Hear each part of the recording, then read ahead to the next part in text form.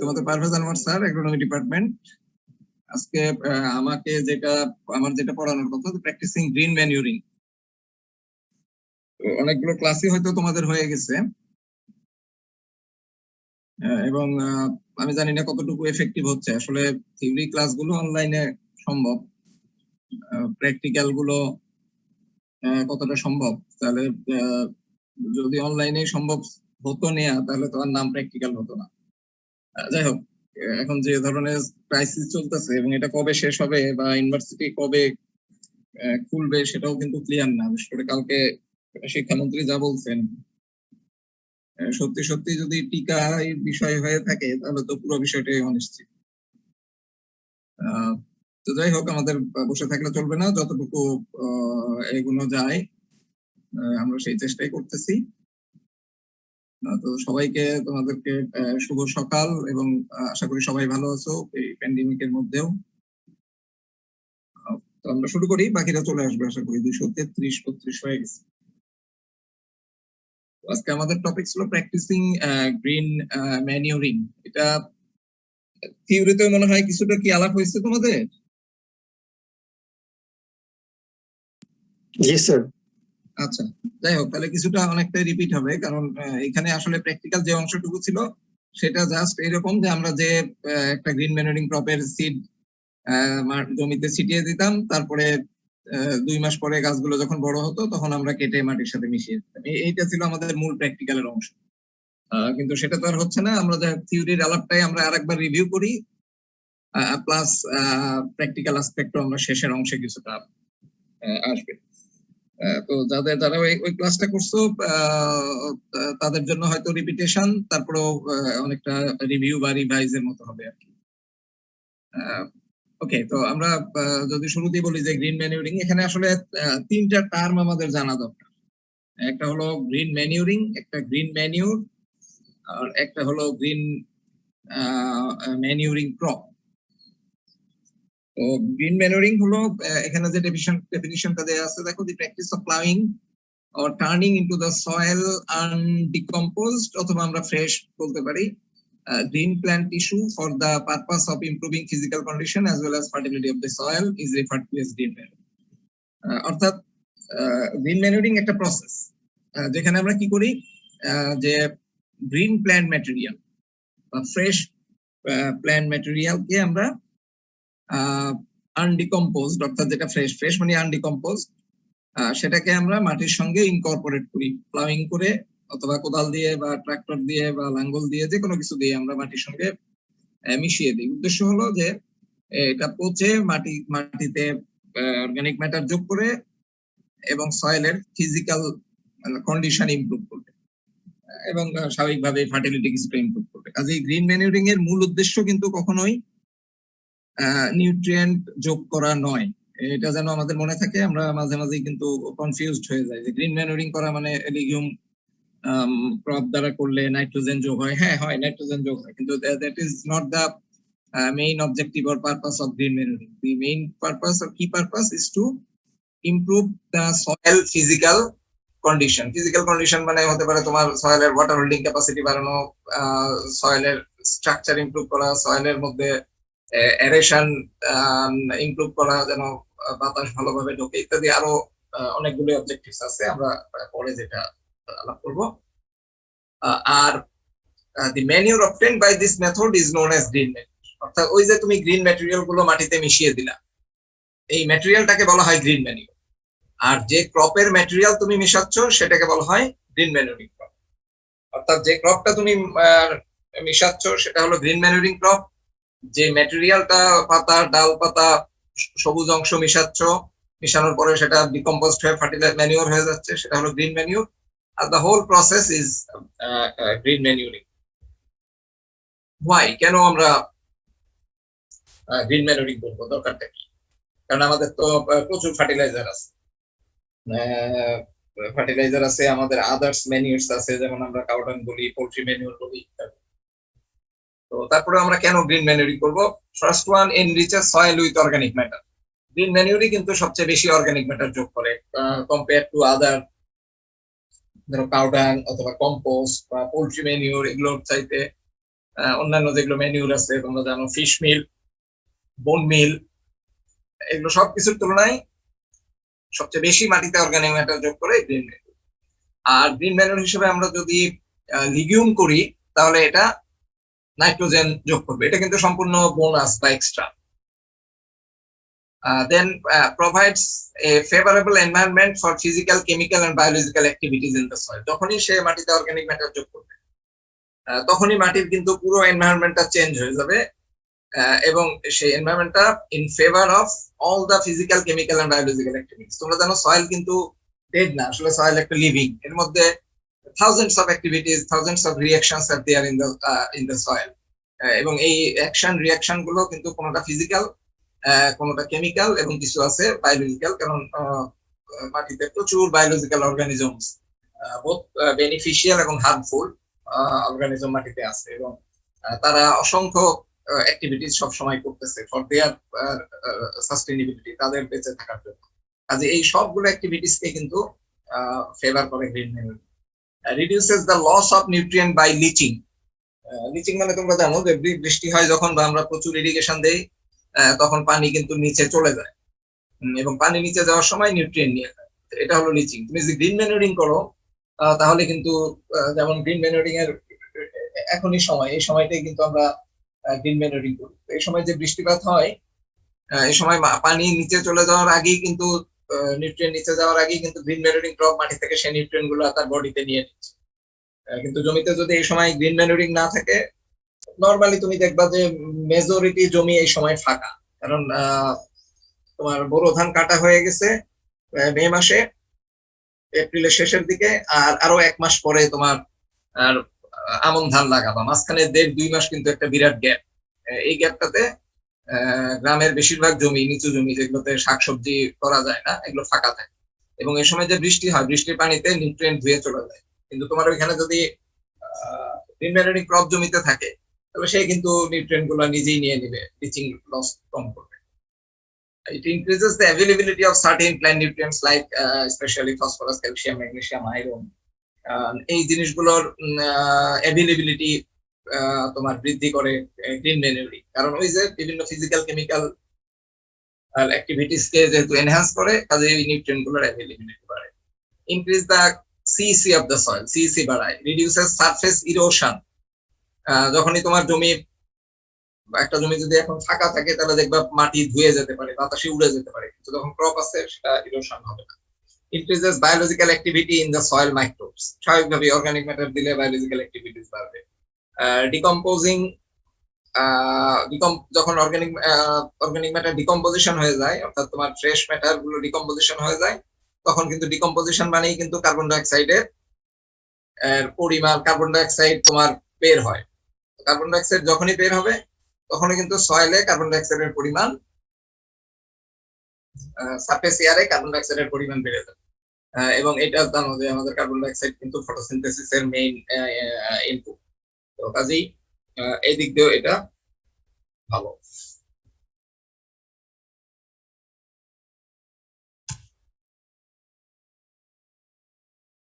Next যেটা যে ওকে, next point আমাদের যে আমরা গ্রিন ম্যানিউরিং বা গ্রিন ম্যানিউর ক্রপ যখন সিলেক্ট করব, তখন কোন ক্যারেক্টার গুলো আমরা দেখবো। যে কোনো ক্রপকে কি আমরা গ্রিন ম্যানিউরিং ক্রপ হিসেবে সিলেক্ট করতে পারবো, নাকি সেগুলোর কোনো কতগুলো পার্টিকুলার ক্যারেক্টারিস্টিক্স বা বৈশিষ্ট্য আছে? তো না, আমরা আসলে যে কোনো ক্রপটি গ্রিন ম্যানুরিং ক্রপের জন্য সিলেক্ট করতে পারবো না। সেগুলোর কতগুলো ক্রাইটেরিয়া আছে ইম্পর্টেন্ট, যেমন হলো র্যাপিড গ্রোথ, খুব দ্রুত বাড়তে হবে। কারণ কি? কারণ হলো কৃষক কিন্তু কোনো সময় একটা ক্রপের বদলে গ্রিন ম্যানুরিং ক্রপ করবে না। কারণ কি? কারণ গ্রিন ম্যানুরিং ক্রপ থেকে সে কোনো ইকোনমিক্যালি বেনিফিটেড হবে না, ওটা বিক্রি করে কোনো সে টাকা পাবে না। লাভ হবে কি? সয়েলের ইমপ্রুভমেন্ট হবে। কিন্তু যে কৃষকের পেটে ভাত নাই, সে ধান বাদ দিয়ে বা অন্য কোনো ক্রপ বাদ দিয়ে সয়েলের ইমপ্রুভমেন্টের চেষ্টা করবে না লং টার্ম। আর একটা বিষয় যে বেশিরভাগ সয়েল বা জমি কিন্তু আমাদের কৃষকের নিজের না, তারা বর্গা করে। তো কাজেই সে আজকে একজনের জমি করতেছে, কালকে আর একজন করবে। তো কাজে ওই সয়েলের লং টার্ম হেলথ নিয়ে, লং টার্ম ফার্টিলিটি বা প্রোডাক্টিভিটি নিয়ে তার খুব একটা মাথা ব্যথা নেই। তো কাজেই একটা গ্রিন ম্যানুরিং ক্রপের মেইন বৈশিষ্ট্য হতে হবে এটা যেন খুব দ্রুত বাড়ে। দ্রুত বাড়লে আমি তাড়াতাড়ি মাটির সঙ্গে মিশিয়ে দিতে পারবো। এটা ম্যাক্সিমাম টাইম হলো 2 মাস। তো কোনো ক্রপ 2 মাসে দেখবা মাত্র 6 ইঞ্চি বাড়ে, কোনো ক্রপ 2 মাসেই 5 ফুট হয়ে যায়। তো কাজে যেগুলো দ্রুত বাড়ে সেগুলো আমার দরকার। দেন প্রফিউজ ব্রাঞ্চিং, প্রচুর শাখা প্রশাখা হবে, লতা পাতা উৎপন্ন হবে। কারণ যত ব্রাঞ্চ হবে তত বেশি গ্রিন ম্যানিওর তোমার বায়োমাস হবে, তত বেশি আমি সয়েলে যোগ করতে পারবো। তুমি একটা আম গাছ আর একটা সুপারি গাছ চিন্তা করো, 5 বছরের মধ্যে একটা আম গাছের কি পরিমাণ শেপ হবে, আর একটা 5 বছরের পরে একটা সুপারি গাছের কি হবে। তারপরে সুপারি গাছের মাথায় 5-6টা পাতা থাকে, আর আম গাছ পুরোটাই অসংখ্য ব্রাঞ্চিং হয়ে। তো কাজে স্বাভাবিকভাবেই কিন্তু যেটা ব্রাঞ্চিং বেশি সেটার গ্রিন গ্রিন পার্ট বেশি, সেটা বেটার। এবং হাইলি প্রলিফিক, হাইলি প্রলিফিক মানে যেটা প্রচুর পরিমাণে বীজ উৎপন্ন করে। এটার কি দরকার? আমাদের বীজের তো দরকার নেই, আমরা তো গ্রিন পার্ট নেব। বীজের দরকার এই কারণে, আমি যখন ওই ক্রপটাকে লাগাবো গ্রিন ম্যানুরিং ক্রপে, তো তখন আমার তো প্রচুর বীজ দরকার। ফার্মার বীজ পাবে কেউ? ফার্মার কিন্তু নর্মালি বাজার থেকে বীজ কিনতে চায় না। সে কি করে, ধরো ধনচাকে আমরা যদি একটা গ্রিন ম্যানুরিং ক্রপ বলি, তাহলে ফার্মার তোমার ওই ধনচা তার জমিতে লাগাবে, লাগানোর পর 2 মাস পরে মাটির সঙ্গে মিশিয়ে দিবে। কিন্তু জমির এক কোনায় সে 8টা-10টা ধনচার গাছকে রেখে দিবে, ফুল হবে, ফল হবে, তারপরে বীজ হবে। ওই 10টা গাছ থেকেই 10টা গাছ থেকেই দেখা যাবে সে যে পরিমাণ বীজ পাবে, পরের বার সে সেটা লাগাতে পারবে। তার মানে প্রচুর বীজ উৎপন্ন করতে হবে। কিন্তু যদি এরকম হতো যে একটা ধনচা গাছে একটা বীজ হয়, তাহলে কিন্তু তাকে বীজ রাখার জন্য প্রচুর ধনচা গাছকে তাকে রেখে দিতে হবে। তো এটা যেন করা না লাগে, অর্থাৎ একটা গাছ প্রচুর বীজ দেয়, যেন কয়েকটা গাছ রাখলেই সে তারপরে বছরের প্ল্যান্টিং এর জন্য প্রচুর বীজ পেয়ে যায়। সাকুলেন্স হতে হবে, যেন মানে রসালো হতে হবে। যেমন একটা তাল গাছ, সুপারি গাছ, এটা কিন্তু গ্রিন ম্যানুরিং এর জন্য ভালো না, খুবই হার্ড, এর মধ্যে ময়েশ্চার কম, রসালো না।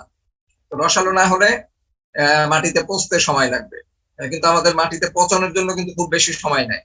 আমার 2-3 মাসের মধ্যেই গ্রিন ম্যানুরিং ক্রপটা গ্রো করতে হবে, তারপরে মাটিতে মিশিয়ে দিতে হবে এবং পচে যেতে হবে। না পচে গেলে তুমি ল্যান্ড প্রিপারেশন করতে পারবে না, ধান লাগাতে পারবে না। সো এটা যেন সাকুলেন্ট হয়, easy decomposition, resistance to adverse environmental condition, disease and pest. এখানে আমরা আবারও বলি যে ফার্মার গ্রিন ম্যানুরিং ক্রপ থেকে কোনো ইকোনমিক রিটার্ন পায় না, কাজে এখানে সে কোনো ইনভেস্ট করতে রাজি না। সে চায় এমন একটা ক্রপ যে সে শুধু বীজটা ছিটিয়ে দিয়ে আসবে, 2-3 মাস পর বড় হয়ে যাবে, মাটির সঙ্গে মিশিয়ে। এখন এই ক্রপকে যদি ইরিগেশন দিতে হয়, এই ক্রপকে যদি ইনসেক্টিসাইড দিতে হয়, ফাঞ্জিসাইড, পেস্টিসাইড অ্যাপ্লাই করতে হয়, তাহলে কিন্তু ফার্মারের জন্য এটা একটা burden.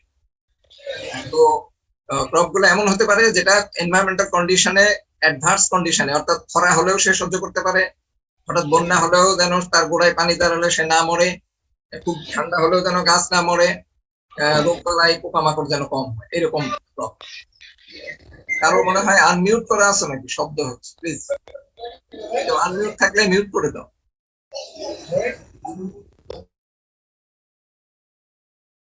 Next, wide range of ecological adaptivity. Ecological adaptivity মানে হলো যে সে যে কোনো পরিবেশেই সার্ভাইভ করতে পারে।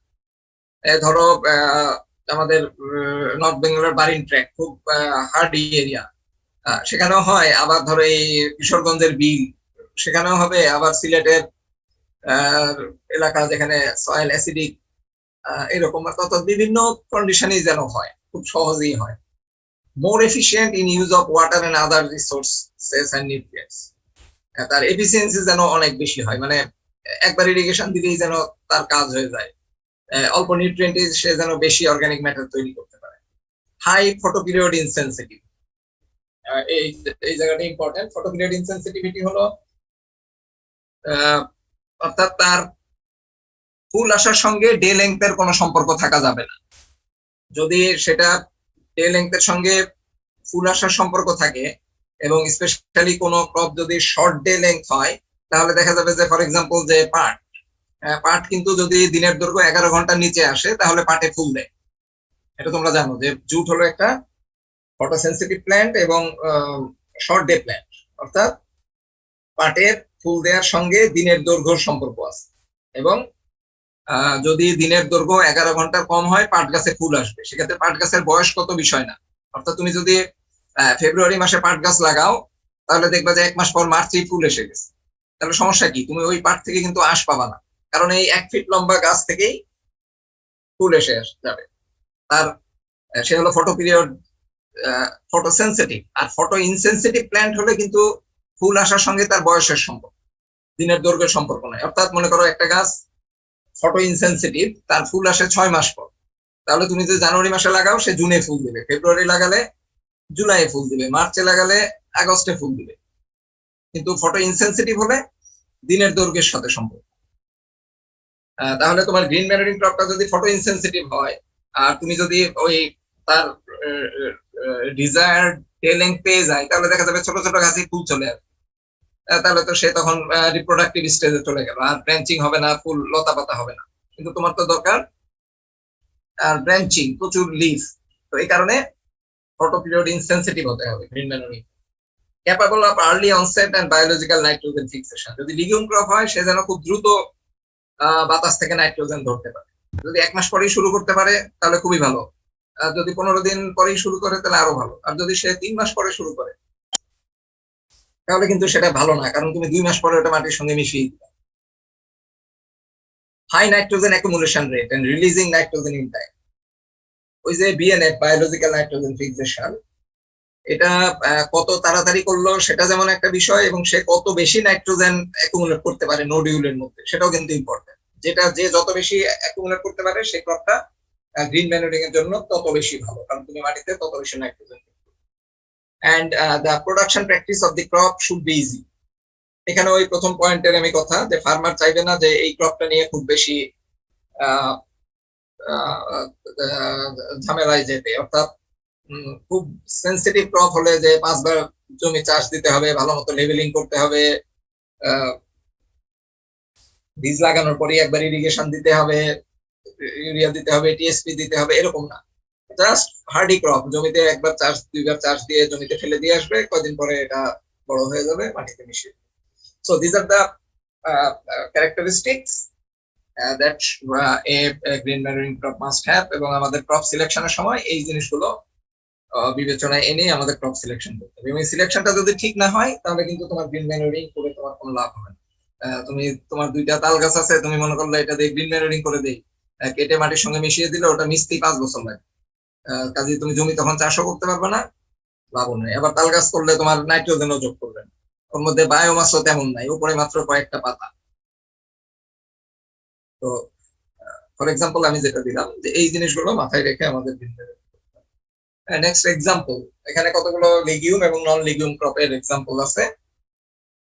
তবে আমরা সবসময় চেষ্টা করব লিগিউম দ্বারা গ্রিন ম্যানোরিং করতে, কারণ লিগিউম দিলে অর্গানিক ম্যাটারের পাশাপাশি নাইট্রোজেন যোগ, কাজে সাধারণত লিগিউম দিয়েই গ্রিন ম্যানোরিং করা হয়। তারপরেও নন লিগিউম দিলেও এটা করা যায়। টাইপস আমরা যদি বলি, গ্রিন ম্যানোরিং সাধারণত 2 প্রকার। একটা হলো গ্রিন ম্যানোরিং ইন সিটু, আর একটা হলো ইন ভিট্রো। এটা তোমরা জানো। ইন সিটু মানে যে জমিতে তুমি গ্রিন ম্যানোরিং ক্রপটা গ্রো করবা, সেই জমিতেই যদি ওটা মাটির সঙ্গে মিশিয়ে দাও, অর্থাৎ যে জমিতে জন্মাবা ওই জমিতে মিশিয়ে দাও, তাহলে হলো গ্রিন ম্যানোরিং ইন সিটু। আর ইন ভিট্রো হলো যে জমিতে তুমি গ্রিন ম্যানোরিং দিতে চাও সেই জমিটা তোমার ফ্রি নাই, অর্থাৎ যে ওই মাঝখানের 2 মাসটার মধ্যেও তুমি হয়তো অন্য একটা ক্রপ করতে পারো, কিন্তু তোমার আরো একটা জমি আছে যেখানে কোনো কিছুই করা যায় না। তাহলে তুমি ওই জমিতে যেটা কিছুই করা যায় না সেখানে গ্রিন ম্যানোরিং ক্রপটা করে সেটাকে এনে তুমি মিশিয়ে দিলা তোমার মেইন ফিল্ডে, তখন তাকে বলা হয় গ্রিন ম্যানোরিং ইন ভিট্রো। অথবা আমরা অনেক সময় দেখবা তোমার বড়ই গাছ আছে, বড়ই ধরা শেষ হয়ে গেছে, এরপরে বড়ইয়ের পাতাগুলো কেটে দিলাম, নারিকেল গাছের পাতা পরিষ্কার করতেছো, তোমার বাড়ির আশপাশে অন্য গাছ আছে, এগুলোর পাতা টাতা ডাল ছেটে এনে এগুলো কি করবা, এগুলো মাটির সাথে মিশিয়ে দিতে পারো, তাহলে সেটাও কিন্তু গ্রিন ম্যানিউরিং। তখন ওটাকে আমরা বলি গ্রিন লিফ ম্যানিউরিং, এবং এটাও ইন ভিট্রো, যেহেতু অন্য জমি থেকে আনবা। এরপরে আসো কাল্টিভেশন প্রসিডিউর। আমরা গ্রিন ম্যানিউরিং যদি করতে চাই কিভাবে করবো? ফর এক্সাম্পল আমি ধনচা বা সানহ্যাম এগুলো দিয়ে করতে চাই। তাহলে প্রথমে জমি তৈরি করতে হবে। খুব ভালো জমি তৈরির দরকার নেই, জাস্ট 2 বা 3টা চাষ, 2টা চাষ দিলেও হয়। 2টা বা 3টা চাষ দিয়ে একটু ল্যাডারিং করে মোটামুটি জমি সমান করে ফেলবা। তারপরে জমিতে বীজ লাগাবা কখন? সাধারণত মে জুন মাসে, কারণ আমি আগেই বলছি যে ওই সময় জমিটা ফ্রি থাকে, বোরো ধান কাটার পরে জমিটা ফাঁকা থাকে। কিন্তু you have to wait for the rain, কারণ জমিতে শেষ বৃষ্টি হয়ে গেছে তোমার অক্টোবর মাসে, তো তারপরে তো 4-5 মাস বৃষ্টি হয়নি, জমি ড্রাই। কাজে ধান কাটার পরে একটা বৃষ্টির জন্য ওয়েট করবে। বছরের প্রথম বৃষ্টি হয়ে গেলে জমিতে ময়েশ্চার এসে যাবে, তুমি ধনচার বীজ জমি চাষ করে বীজ ছিটিয়ে দিবে।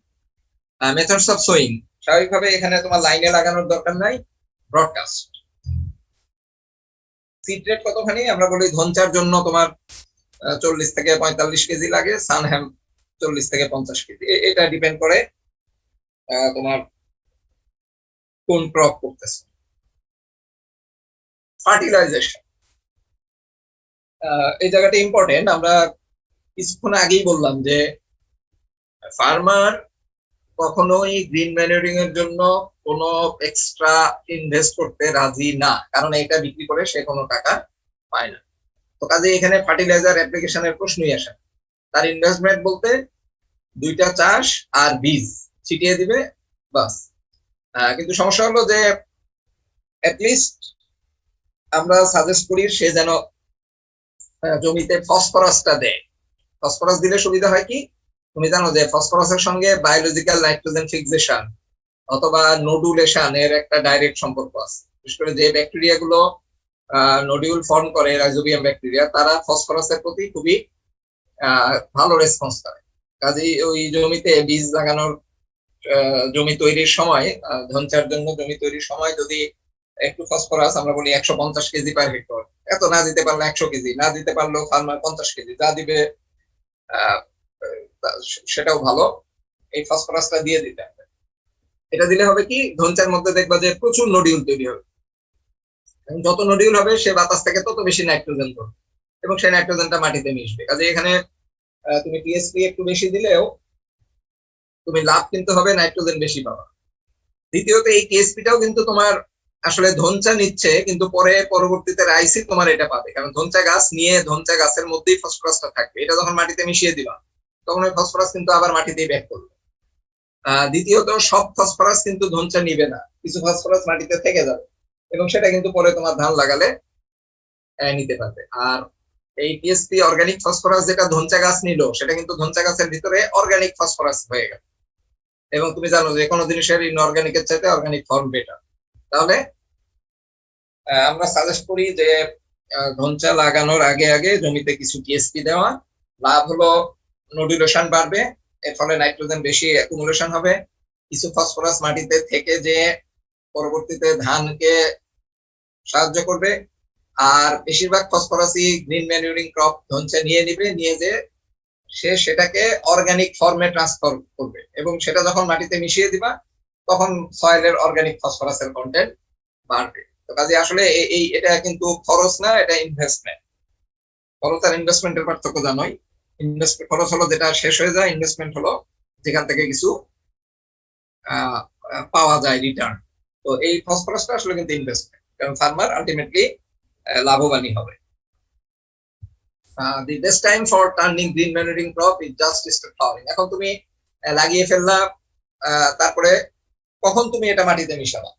মাটিতে মিশানোর 2টা শর্ত। এক হলো যখন দেখবা গাছটা ম্যাক্সিমাম ভেজিটেটিভ স্টেজে আছে, তুমি কিন্তু লাগানোর 15 দিন পরও মাটিতে মিশিয়ে দিতে পারো, সেই সময় সাকুলেন্ট থাকবে, খুবই নরম থাকবে, কিন্তু তুমি অর্গানিক ম্যাটার পাবা কম।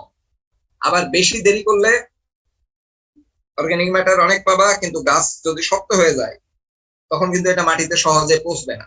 তো কাজেই একটা অপটিমাম স্টেজ আছে যখন গ্রিন ম্যানুরিং প্রচুর প্রচুর প্রচুর অর্গানিক ম্যাটার থাকবে, প্রচুর ভেজিটেশন থাকবে, ডালপালা থাকবে এবং একই সঙ্গে গাছ সাকুলেন্ট থাকবে, রসালো থাকবে, যেন সহজেই পচে যায়। তো এই স্টেজটা বোঝার উপায় হলো যখনই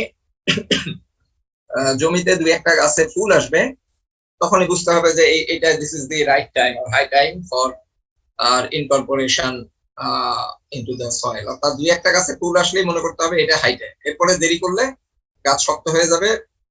এবং এই সময়টা আসে বিভিন্ন ক্রপে বিভিন্ন রকম, যেমন আমরা বলি সাধারণত 6 থেকে 8 সপ্তাহ, 1.5 থেকে 2 মাসের মধ্যেই এটা এই পর্যায়ে চলে আসে। এবং ধনচার একটু বেশি সময় লাগে, হয়তো 6 সপ্তাহ।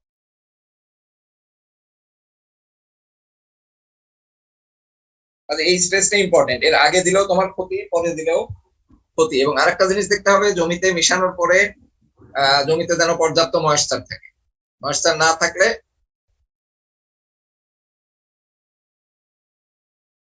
জমিতে যদি আরেকটা জিনিস দেখতে হবে, জমিতে যেন পর্যাপ্ত ময়েশ্চার থাকে। ময়েশ্চার না থাকলে এটা কিন্তু ভালোভাবে পচবে না।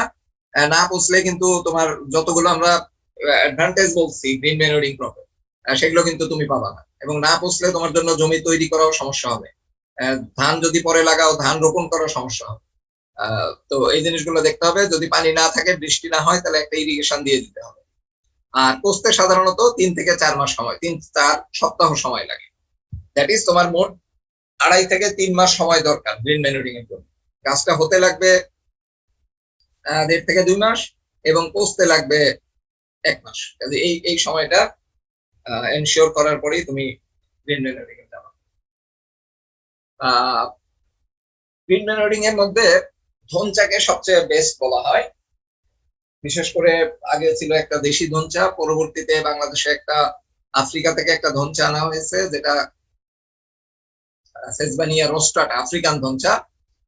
তো এইটা হলো সবচেয়ে বেস্ট। এর কারণ হলো সবগুলো লিগিউম ক্রপের শুধু রুটে নডিউল থাকে, কিন্তু এই আফ্রিকান ধনচার, তোমরা ডান দিকের ছবিতে দেখো, আফ্রিকান ধনচার কাণ্ডেও নডিউল হয়। তাদের যত বেশি নডিউল, তত বেশি নাইট্রোজেন একটু বেশি।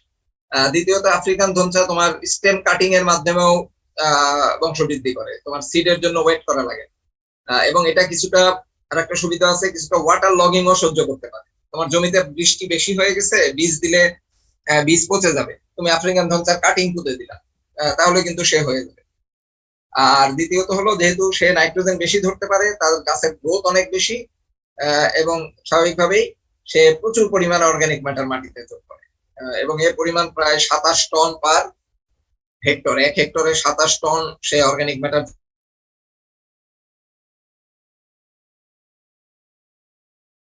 Best green manuring crop is dhoncha, and especially the African dhoncha, that is the Sesbania rostrata, because it has the unique capacity to produce nodules on the stem.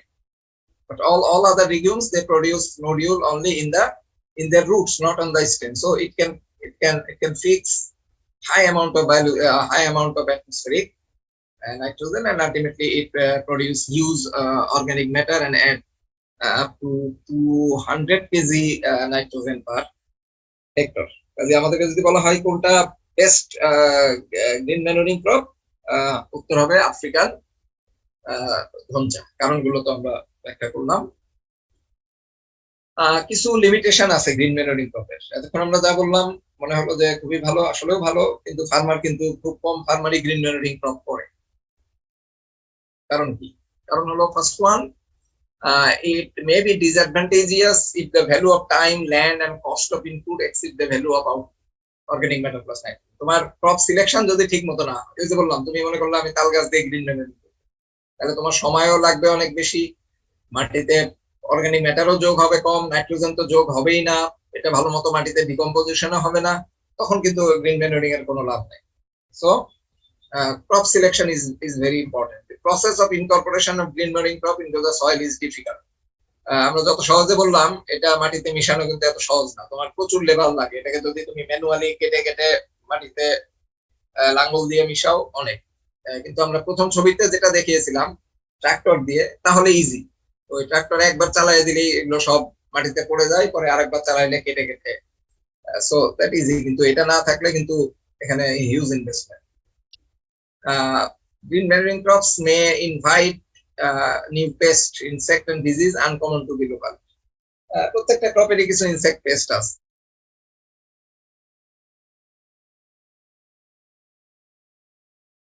Insect R disease আসে। এখন এই insect গুলো কি হবে, ধনচা যখন থাকবে না তখন সে কি করবে, সে হয়তো তোমার ক্রপ ক্রপ খাবে, হয়তো ধানের পাতা খাবে বা পাশের একজনের ডালের পাতা খাবে। তো এটা একটা প্রবলেম হতে পারে যে ওই গ্রিন ম্যানুরিং ক্রপের মাধ্যমে নতুন ইনসেক্ট পেস্ট চলে আসতে পারে। Incorporated green manuring crop may have partial adverse effect on the crop through sharing of space, light, nutrients and water. Green manuring crop কিন্তু আমরা সোল না করে অনেক সময় ইন্টারক্রপিংও করি, যে আমি কোনোভাবেই আমরা বললাম যে গ্রিন ম্যানুরিং ক্রপ করার জন্য অ্যাটলিস্ট 2 থেকে 3 মাস লাগে, কিন্তু আমার ক্রপিং প্যাটার্নটা এতটা টাইট, ক্রপিং ইন্টেন্সিটি এতটা হাই যে 3 মাস সময় বের করা যায় না, আমার হাতে সময় আছে 1.5 মাস। তখন আমি কি করব, তখন ফার্মার অনেক সময় করে কি আমন ধান কাটার আগেই তোমার আমন ধানের মধ্যে ওই বীজ ছিটিয়ে দিল, ধনচার বীজ। তাহলে হলে কি আমন ধান কাটার সময়, কাটার আগে আগে ধনচা গাছটাও কিছুটা বড় হয়ে গেল, তাহলে কিছুটা টাইম সেভ হলো। কিন্তু এই ক্ষেত্রে কিন্তু ওই শেষের দিকে এসে ওই ধনচা গুলো কিন্তু ধানের সঙ্গে তোমার নিউট্রিয়েন্ট নিয়ে কম্পিটিশন করবে, ওয়াটার নিয়ে করবে, এমনকি বেশি বড় হয়ে গেলে সে স্পেস লাইট নিয়েও করবে, ছায়া দিতে পারবে। তো এরকম হয়ে গেলে কিন্তু মেইন ক্রপের ইল্ড কমে যাবে। It may be difficult to feed green manuring crop in the cropping system due to high cropping intensity. এটা যেটা আমরা বললাম যে কোনো কোনো জায়গার মাটি এত ভালো বা তার ফ্যাসিলিটিস এত আছে, ইরিগেশন ফ্যাসিলিটিস আছে, জমিটা উঁচু, কাজে পানি দাঁড়ায় না, জলাবদ্ধতা নাই, এখানে ফার্মার কিন্তু বছরে 4টা-5টা ফসলও করতে পারে।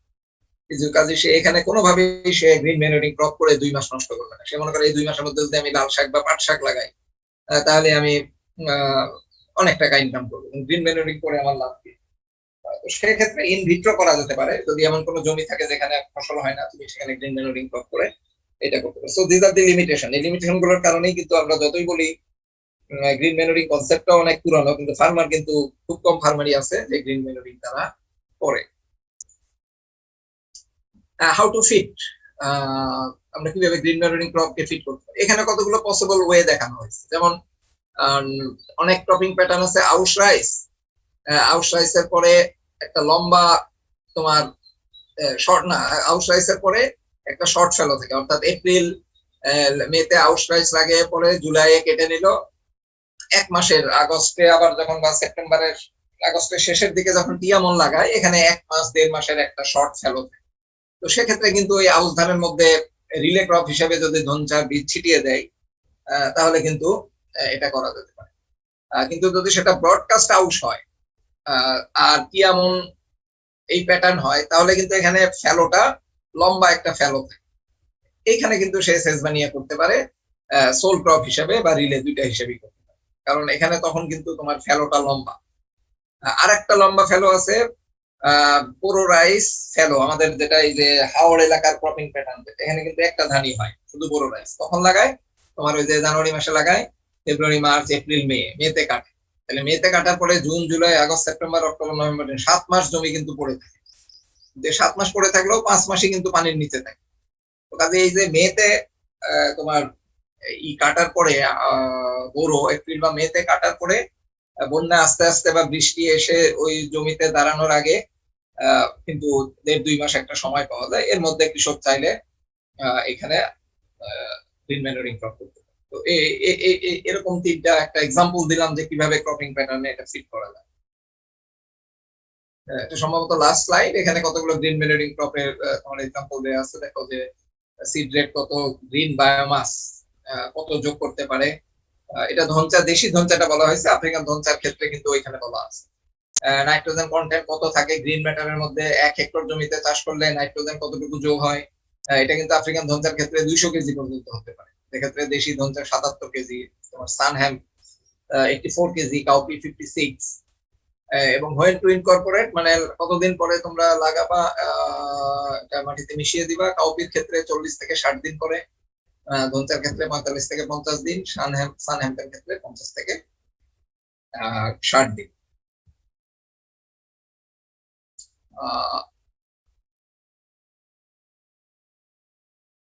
ঠিক আছে, আমার আমার লেকচার শেষ। কারো কি প্রশ্ন আছে কোনো? স্যার, দেশি ধনচার ক্ষেত্রে কি স্টেম কাটিং করা যায় না? দেশি ধনচার স্টেম কাটিং করা যায় না, এটার সার্ভাইবিলিটি অনেক কম, আর মাটিতে সার্ভাইবিলিটি কম মানে তোমার খুব কম স্টেম কাটিং থেকেই স্প্রাউটিং হয়, এবং হলেও পরে এগুলো সার্ভাইভ করে না। কাজে আফ্রিকান ধনচাই কমার্শিয়ালি করতে হলে আফ্রিকান ধনচা থেকে তোমার স্টেম কাটিং করতে হবে। আর স্যার ফ্লাওয়ারিং এর সাথে সাথে যদি ডিকম্পোস্ট করে ফেলি তাহলে সিড কোথায় পাবো পরে? না, তুমি সিড যেগুলো রাখবা সেটার জন্য তোমার কয়েকটা এক কোনায় কয়েকটা প্ল্যান্টকে ম্যাচুরিটি পর্যন্ত রাখতে হবে, যদি তুমি নিজের সিড ইউজ করতে চাও। আর বাজার থেকে কিনে আনলে সেটা আলাদা কথা। জি স্যার, বুঝতে পারছি। আমরা যেমন তোমার ধরো আমাদের খাবারের ক্ষেত্রে যেমন আমরা খাই, যে লাউ খাই, চাল কুমড়া খাই, এগুলো তো আমরা ম্যাচুরিটি পর্যন্ত রাখি না, তাই না? কিন্তু কৃষক আবার দেখবে যে একটা দুটা লাউ গাছে রেখে দেয় বীজের জন্য। তো সিমিলারলি আমরা গ্রিন ম্যানোরিং ক্রপ 2 মাসের পরে আর রাখা যাবে না, রাখলে এটা শক্ত হয়ে গেলে মাটিতে মিশবে। কাজে সিডের জন্য এক কোনায় কিছু গাছ রেখে দিতে হবে।